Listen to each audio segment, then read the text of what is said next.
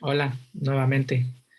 Es un gusto que se hayan incorporado nuevamente a esta sesión. En la sesión de hoy de la materia de sociología vamos a ver el tema de la unidad 2 del desarrollo sociológico. Aquí vamos a ver cómo fue la expansión o el crecimiento, como dice aquí, el desarrollo de la sociología. ¿Quiénes fueron los primeros pensadores que, aunque no eran sociólogos de profesión, como no existía como carrera, como profesión, pero sí los primeros que dieron las pautas a esta nueva ciencia? Muchos de ellos tenían otras profesiones, pero se les considera sociólogos por contribuir en sus primeros momentos, en los primeros años en esta disciplina. Pero antes de que veamos a esos teóricos, veamos a los personajes, a los precursores de la sociología, vamos a centrarnos en dos aspectos hoy. Primer aspecto en el que nos vamos a centrar es en la imaginación sociológica. Ese sería nuestro primer tema de estudio. ¿Qué es la imaginación sociológica? Y el aspecto número dos, la teoría sociológica. Vamos a hablar de la imaginación y la teoría sociológica. Y la otra semana, el día martes, en la siguiente sesión, vamos a hablar sobre los personajes, los precursores de la sociología. Comencemos pues. Imaginación sociológica. Voy a ir leyendo algunos extractos de los que están aquí en las ilustraciones y los voy a explicar. Para comprender el comportamiento social, que de hecho eso estudia la sociología, ¿verdad? El comportamiento del hombre en la sociedad. Los sociólogos se valen de un tipo específico de pensamiento llamado pensamiento crítico. C. Wright Miles describió dicho pensamiento, o sea, el pensamiento crítico, lo describió como imaginación sociológica. Significa que el pensamiento crítico, que se conoce en creatividad o en filosofía y en otras disciplinas, en sociología, Sigrid Miles le llamó imaginación sociológica. ¿Ok? Ese es el concepto, ese es el tema que estamos abordando, imaginación sociológica, que no es otra cosa que la conciencia de la relación entre un individuo y su sociedad, en el actual, en el presente, como en el pasado. Es decir, la conciencia que el ser humano tiene con su realidad actual, en el grupo en el que vive, y con el pasado, es decir, que haga una retrospección hacia el pasado. La imaginación sociológica es una herramienta de empoderamiento. Hoy en día esa palabra es muy común en el sistema de coach o los coaching. Hablan de mucho empoderamiento, el empoderamiento de la mujer, el empoderamiento en las empresas, etcétera, etcétera. La imaginación sociológica es una herramienta de empoderamiento. ¿Por qué? Porque nos permite ver más allá de una comprensión limitada, de la comprensión que nosotros tenemos, nos permite ir más allá para apreciar el mundo y su gente de una nueva forma a través de un lente más amplio. Es decir, que nosotros actualmente damos por sentada las cosas y las damos por hecha, las cosas que ya están en nuestra realidad. No tenemos el asombro, como dicen los filósofos, no tenemos el asombro de que nos quedamos impresionados o maravillados por algo que está dentro de nuestra cotidianidad. Los únicos que tienen el pensamiento de asombro o de imaginación, pensamiento crítico, imaginación sociológica, son los niños. Eso decían los filósofos clásicos y muchos filósofos actuales, porque los niños se maravillan y se asombran de cosas que hoy nosotros por nuestra lógica de adulto decimos, así es lógico, pero los niños no tienen imaginación. Los niños sí tienen mucha imaginación. Bueno, lo que nos está diciendo Sigrid Mail es que nosotros, en nuestro entorno donde nosotros vivamos, tratemos de ver las cosas desde otra perspectiva, con otro lente. Imagínense como si, como lo ve un extranjero. Un extranjero cuando llega a un lugar diferente que nunca ha visto, se queda asombrado, se queda maravillado.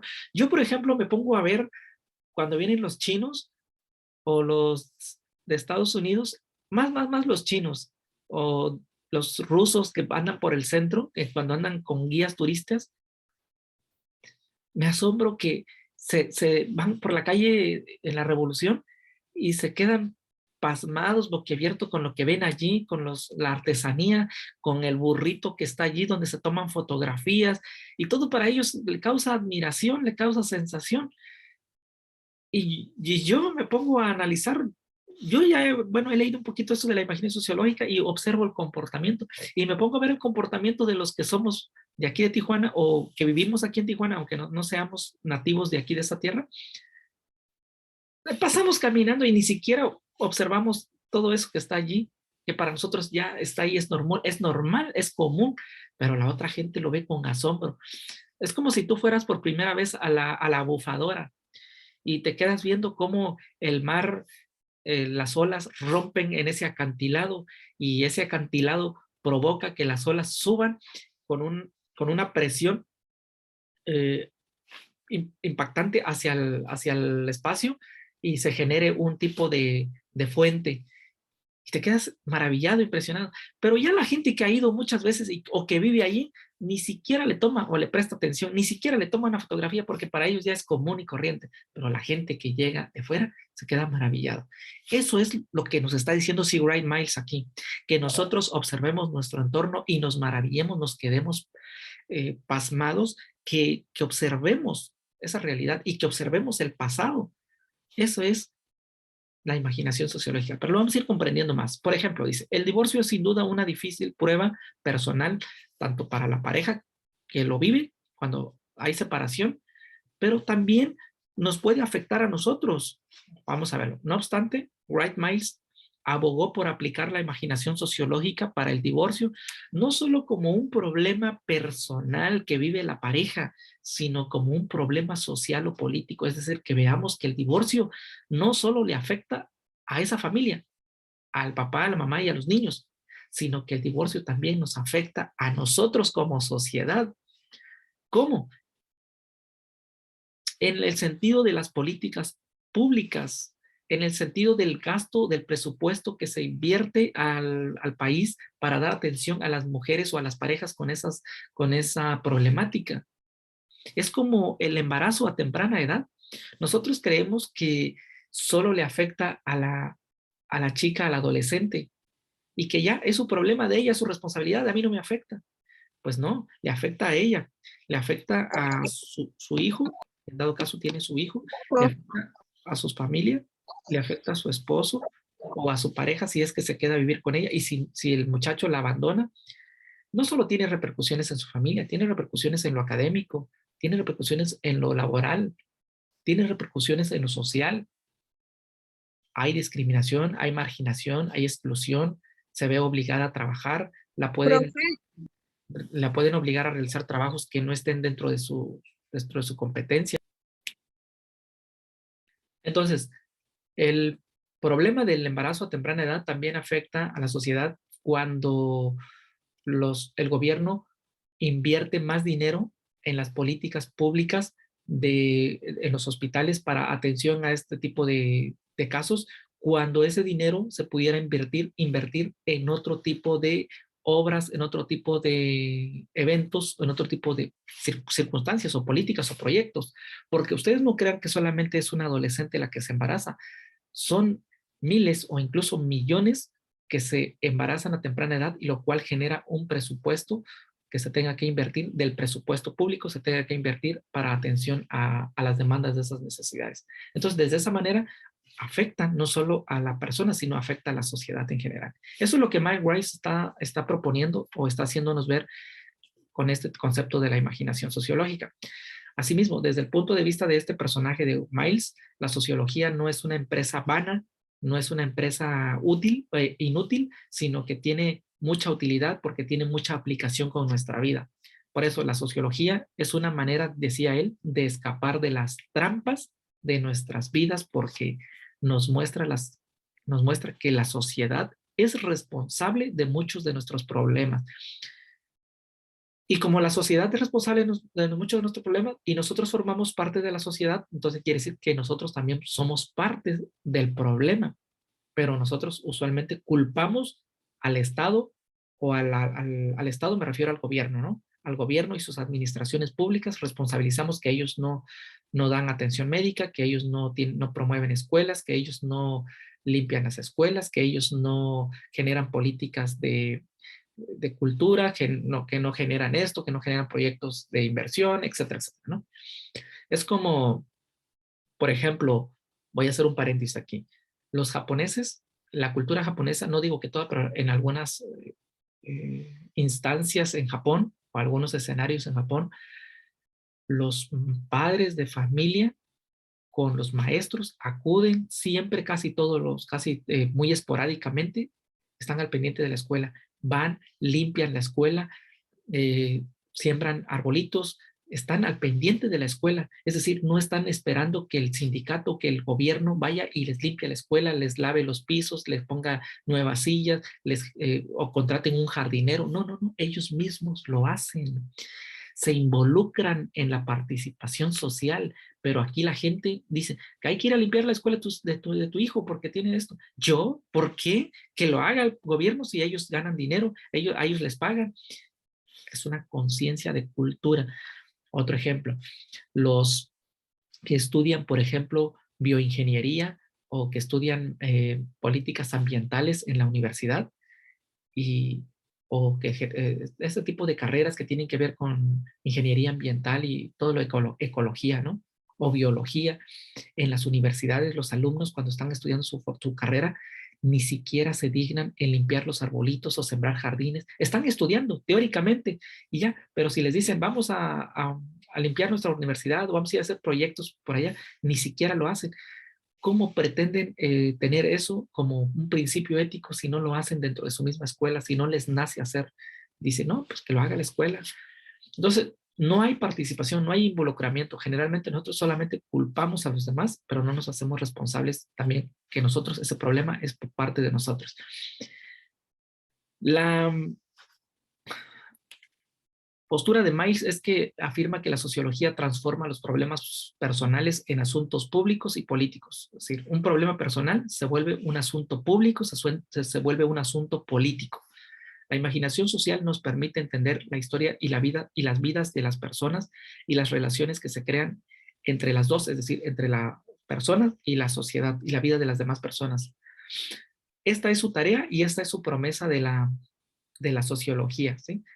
Ver y entender esas historias de vida. Tu historia de vida, cómo impacta en la sociedad y la sociedad cómo impacta en ti. Eso es lo que trata de explicar Wright Miles aquí con esto de la imaginación sociológica. Sigue diciendo Miles que cuando una sociedad, bueno, esto ya no es tanto Miles, sino un sociólogo que se llama Schaffer.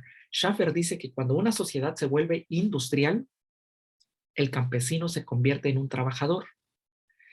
El señor feudal desaparece o se convierte en un hombre de negocios. Cuando las clases aparecen o caen, me refiero a las clases sociales, un hombre es contratado o es despedido. Cuando la tasa de inversión se eleva o disminuye, un hombre cobra nuevos ánimos o se derrumba. Cuando ocurre una guerra, un vendedor de seguros se convierte en un artillero. Un dependiente de una tienda en un técnico de radar. Una esposa vive sola, un niño crece sin padre. Ni la vida de un individuo ni la historia de una sociedad se pueden comprender sin entender ambos.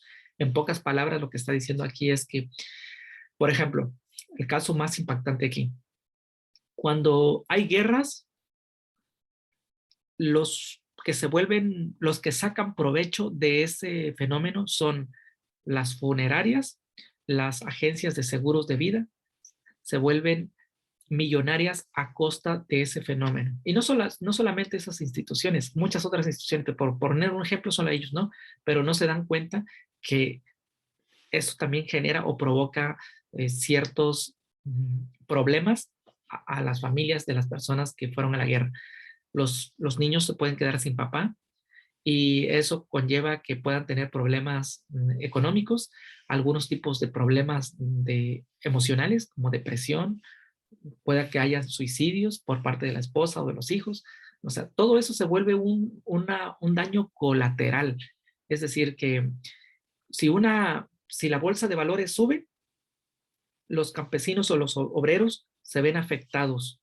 Si la bolsa de valores desciende su mercado o su producto, su, la alza se va a pique, los empresarios se deprimen, se suicidan o muchos de ellos sus negocios quiebran, muchas familias se ven en desventaja. Es decir, siempre hay un equilibrio y hay un desequilibrio en la sociedad. Cuando cuando para algunos es bueno, para la otra mayoría o minoría resulta un problema. Y así sucesivamente.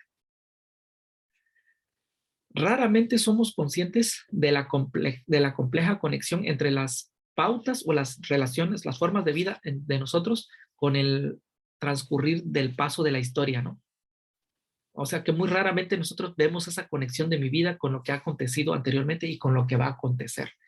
Las personas ordinarias o comunes desconocen que esta conexión tenga algo que ver con el tipo de persona en el que se están convirtiendo o con la historia que están construyendo. Por ejemplo, no poseen el tipo de mentalidad necesaria para entender el juego de relaciones entre los hombres y la sociedad, entre la biografía y la historia, entre el self y el mundo. O sea, la biografía es mi propia historia, ¿no?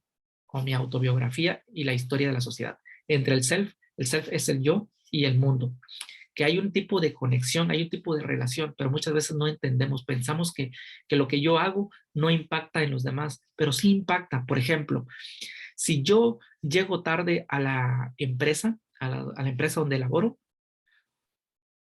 mis empleados se ven afectados en las normas o directrices en lo que yo tengo que dar como responsable de mi área de trabajo. Se ve obstaculizado el producto, el avance del producto o la producción, ya sea de un producto o un bien, un servicio que estemos vendiendo, y por lo tanto el cliente o la clientela se va a ver afectado en la tardanza o en la producción y en la entrega de ese bien o ese servicio o ese producto. Un minuto de retraso genera complicaciones, genera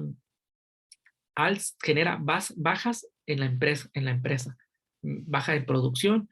Y no solamente por poner ese ejemplo, ¿no? Sino que también cuando nosotros, por ejemplo, en la escuela, tú, cuando no cumples con tu deber, cuando no cumples con tus responsabilidades, como persona, puedes afectar la relación o la cohesión con tu grupo. Digamos que tienes un trabajo de exposición, una investigación, y no hiciste tu parte, tu irresponsabilidad genera un problema para de tu compañía, de tu miembro, los miembros que estaban en tu equipo, porque les pueden bajar la calificación por tu irresponsabilidad, porque los puede evidenciar el maestro ante el grupo o los puede de alguna manera ridiculizar o sermonear, si le quieren llamar así. Es decir, que lo que haga uno o deje uno de hacer afecta en las relaciones y en la productividad de las demás. Igual pasa en casa. Si tú ya eres mamá o si tú eres un hijo, un hermano, lo que tú dejes de hacer o lo que tú hagas afecta positiva o incide positiva o negativamente en la forma de vida y de relaciones en tu familia. Obstaculiza el trabajo o bien beneficia el trabajo. Hace o simplifica las actividades dependiendo de si cumples o no cumples con tus responsabilidades. Es eso, o sea, entender que lo que yo hago o deje de hacer tiene un impacto con la sociedad, así con tus vecinos, así con tu comunidad. Lo que necesitan es cierta disposición. Aquí lo que se dice este autor Schaffer es que lo que necesita la sociedad es una cierta disposición que les ayude a ver lo que está sucediendo en el mundo y qué es lo que está sucediendo a ellos mismos. A esta disposición de entendimiento o de comprensión, nosotros podemos llamarla imaginación sociológica. Bueno, sé consciente de que muchos problemas personales se pueden resolver como simples problemas, sino que se deben entender en términos de asuntos públicos. Es decir, hay cosas que se resuelven de manera personal y hay cosas que de personales se vuelven públicos, se vuelven de gran magnitud. En todo el mundo las personas tienden a considerar su propia forma de vida como la apropiada y natural y a rechazar los estilos de vida de aquellos que se comportan de manera diferente. Eso es normal, ¿no? En nuestra comunidad, nuestra cultura lo vemos como normal. Pero la perspectiva sociológica no nos anima a pensar críticamente acerca de los puntos fuertes y débiles que poseen todos los estilos de vida, incluyendo el nuestro. También nos anima a que seamos conscientes de los muchos padecimientos que ocurren, por ejemplo, la pobreza, las rupturas matrimoniales, las enfermedades, las guerras, y que veamos estos problemas en muchas ocasiones que ocurren por la manera en que están organizadas las sociedades. Y ya para ir finalizando esto de la imaginación sociológica, cuando tomas una taza de café, este es un ejercicio, ¿no? Cuando tomas una taza de café, ¿tú te detienes a pensar de dónde vienen los granos? ¿O piensas solo en el placer que sientes al tomar esa famosa bebida? En efecto, el café es tan popular que después del petróleo es el producto más comercializado en el mundo. El típico recolector de café que trabaja en un país en desarrollo, como por ejemplo en México, lo que son los estados de Chiapas, Oaxaca, Veracruz, Puebla, donde se produce el café, o en Colombia, o en Perú, donde hay regiones del café, o en Ecuador. Un recolector típico, por ejemplo, en Ecuador, recibe por un día de trabajo una cantidad similar al precio de una taza de café en América del Norte. Esto significa que si tú vas a una tienda de café aquí, por ejemplo, al Starbucks, usualmente pagas como el equivalente a 60, 70, 80 pesos aproximadamente, ¿no? Por una taza de café. Dependiendo, vamos a pensar que es el café más simple, que no es elaborado como frappuccino o cappuccino y sus derivados. Pensemos que es una taza regular, una taza de café regular, americano, 60, 70, 80 pesos. Eso que tú pagas por esa taza de café es lo que gana un recolector en Ecuador. En Chiapas ganan aproximadamente, porque yo soy de Chiapas, mi familia también tiene parcelas de café o terrenos de café, producción de café, y nosotros, yo también me acuerdo cuando trabajamos ahí, porque yo trabajé también en eso de la producción del café, se le pagaba el equivalente ahorita se le paga el equivalente a 120 pesos aproximadamente el día. O sea, empiezan a trabajar desde las 6 de la mañana hasta las 3, 4 de la tarde, terminan de trabajar y aparte de trabajar, de recolectar el café, pues tienen que clasificarlo, el verde con el maduro y bueno, hay todo un proceso, ¿no? Entonces, imaginemos que te estén ganando 120, 130, 150 pesos al día. Son 8 horas o 9 horas o 10 horas de trabajo. ¿Tú crees que pueden vivir bien una familia, un papá que lleve 120 pesos, 130 pesos al día a su familia? Ponte a pensar nada más cuánto es el salario mínimo aquí en el norte, cuánto es el salario mínimo en el sur. Ahora bien, nosotros aquí, por ejemplo, muchos maestros ganan alrededor de 150 pesos, 200 pesos la hora. Y si trabajan 8 horas, pues ganan alrededor de más de 1,000 pesos al día. Lo que un agricultor de café ni siquiera se asemeja, ¿no? El agricultor viene ganando el 10% de lo que gana un profesor. Pero hay personas que ganan más dinero. Yo estoy poniendo el ejemplo de un profesor, pero hay personas que tienen otras profesiones y ganan alrededor de 5,000 pesos al día en su trabajo, ¿no? Por el salario mínimo que tienen, dependiendo del puesto que tengan. Pero nosotros no somos conscientes de eso. Cuando tú vas a un restaurante, a una cafetería, pagas eso, pero no eres consciente de dónde vienen esos granos, cuánto trabajo.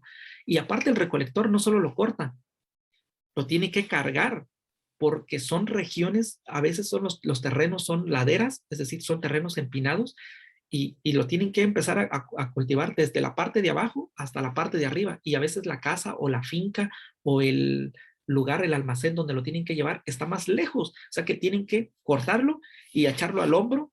Si es que no tienen caballos o burros la gente, o si no tienen otro medio de transporte, algún carro, lo tienen que cargar al hombro, a la espalda y se lo llevan cargando a cuesta. Hay regiones donde sí ya tienen camiones o caballos, pero hay regiones, por ejemplo, en Chiapas, en Oaxaca y en Veracruz, donde los mismos agricultores cargan el grano de café por 150 o 130 pesos míseros al día. Entonces, la imaginación sociológica te invita a eso, a que cuando llegues a un restaurante, a un café, pienses e imagines, por eso se llama imaginación, imagina todo el proceso que hay detrás de todo ese servicio y ese producto que tú estás recibiendo.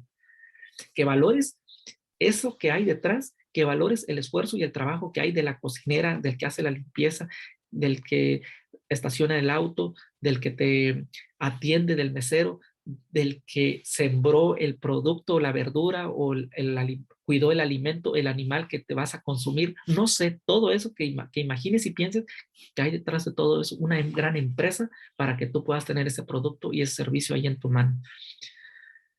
Y que tú seas consciente de que si realmente vale la pena pagar 60, 70 pesos en un Starbucks para hacer más multimillonaria a esa empresa, a costa de que ellos compran el grano, porque ellos les compran el grano a los recolectores y a los productores de café en Veracruz, en Chiapas, a un precio mísero, porque el dueño de la producción, el productor de café, le paga al recolector un mísero salario y el productor vende su café con las empresas como Starbucks o como De Volada y no sé qué otros tipos de empresas hay de café, y aquellos lucran y le pagan una minoría de pesos. Su café del señor, del productor, lo devalúan. Entonces, todo hay una mafia. O sea que el café es una mafia, igual que el petróleo, igual que la marihuana, igual que la amapola. Son una mafia que hay detrás de ellos. Bueno, voy a seguir leyéndoles aquí. El comercio del café ha sido acusado de perpetuar la desigualdad social. Fíjense, ahí está la mafia, la guerra y el calentamiento global. Es decir, que el café propicia la guerra o financia la guerra y fomenta el calentamiento global. ¿Puedes pensar en algún efecto positivo del comercio del café? ¿Quién se beneficia más de esta actividad económica? Eso es como para reflexión y meditación tuya. Bien, ahora vamos a hablar de la teoría sociológica. ¿Por qué las personas se suicidan? Decía Emily Durkheim. Una tradicional respuesta de sentido común es que la gente hereda el deseo de acabar con su vida. Mucha gente creía eso, que la gente se suicidaba porque venía en nuestra herencia, en nuestra sangre, y que por eso tendíamos a suicidarnos. Otro punto de vista que se escuchaba era que ciertas fuerzas cósmicas, leyes naturales, llevaban a la gente a cometer el suicidio. Los sociólogos no están particularmente interesados en por qué un individuo o una persona se suicida. Más bien, se preocupan por identificar las fuerzas sociales que de manera sistemática llevan a algunas personas a atentar contra su propia vida. Es decir, que los sociólogos no se interesan por qué fulano de tal se suicidó. No, se interesan por ver por qué, de qué manera la sociedad impactó e influenció en que este sujeto X se haya suicidado. Ya después llegan al punto con él, o sea, cuáles fueron las causas que lo motivaron a suicidarse. Pero antes investigan las fuerzas sociales, las leyes sociales, el impacto de la sociedad, qué tanta influencia tiene la sociedad que lo haya llevado a que atentara contra su vida. Entonces vamos a entender qué es una teoría sociológica. Según la perspectiva de Émile Durkheim, un famoso sociólogo francés, desarrollador de la teoría estructural funcionalista, que esa la vamos a ver en la unidad 3 más adelante, dice que las teorías son intentos por explicar hechos, ideas o comportamientos de manera comprensiva. Las teorías son un conjunto de conocimiento sistematizados. ¿Por qué sistematizados? Porque llevan un orden, llevan pasos y se han conseguido a lo largo de años, se ha sistematizado esas ideas, se han sistematizado, se han conseguido científicamente. Cuando se habla de sistema, se habla de procesos, se habla de pasos, se habla de metodología, se habla de ciencia. Y las teorías intentan explicar el comportamiento de una persona, de un grupo de personas, de una empresa, de un modelo económico, de una política, de un proyecto. Lo intentan describir, explicar e incluso las teorías intentan predecir comportamientos, predecir fenómenos sociales o naturales. En sociología, una teoría es un conjunto de enunciados, o sea, de textos, de palabras que busca explicar problemas, acciones o comportamientos de las personas. Una teoría efectiva puede tener fuerza explicativa, de explicar, y fuerza predictiva, es decir, predecir lo que va a acontecer. Es decir, puede ayudarnos a ver la relación entre fenómenos aparentemente aislados, algo que no tenga que ver con un asunto, pero muchas veces eso que pensamos que no tiene nada que ver, tiene mucho que ver. Al igual, nos permite comprender cómo un tipo de cambio en un entorno conduce a otros cambios. Por ejemplo, cómo un fenómeno, un cambio que hay en nuestra sociedad provoca otros cambios. o conduce a otros cambios, como por ejemplo, el cambio de presidente que hubo de un presidente, que ha habido presidentes neoliberalistas y capitalistas a un presidente que tenemos actualmente. Esa transición, ese cambio que hubo, conduce a la gente a otros cambios en estilos de vida, estilos de trabajo, formas de que se modifican los salarios, se modifican si hay alza o si hay baja de salarios en los productos, en fin, tiende a haber modificación. O por ejemplo, esto de la crisis de salud que hubo del COVID-19, ¿no?